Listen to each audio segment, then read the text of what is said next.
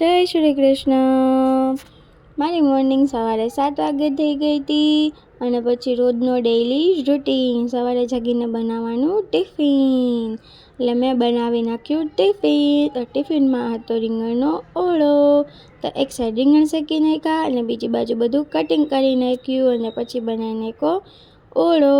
અને પછી સાગર જાગી ગયા હતા ને તો એણે છે ને કેટલીમાં ચા ગાળી નાખી અને પછી મેં કરી નાખ્યું ટિફિન પેક। અને પછી બધા બેસી ગયા નાસ્તો કરવા અને ભાઈ યોગીને અને પ્રિયાને રમાડતા હતા અને પછી થઈ ગઈ હું રેડી બધું કામ પતાવીને। અને પછી બપોરે પ્રિયાને અને યોગીને ભૂખ લાગી ગઈ હતી એટલે પછી હું બંનેને જમાડતી હતી શાક રોટલીનું ચોળેલું અને દૂધ।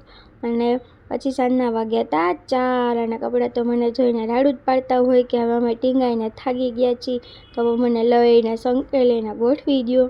એટલે પછી મેં એની પર દયા ખાઈ અને બધા કપડાં સંકેલીને મૂકી દીધા કબાટમાં। અને પછી અમે પપ્પાના સ્ટોલે આટો મારવા ગયા હતા। તો ત્યાં જો યોગીને પ્રિયા બે છે ને ડોસાનું પેપર ખાય છે અને આ ભાઈને બહુ શરમ આવતી હતી વિડીયોમાં આવવામાં। તો હવે છે ને પપ્પાનો સ્ટોલ બતાવું। આ ભગત બટાટાવાળા લખ્યું એ પપ્પાનો સ્ટોલ છે।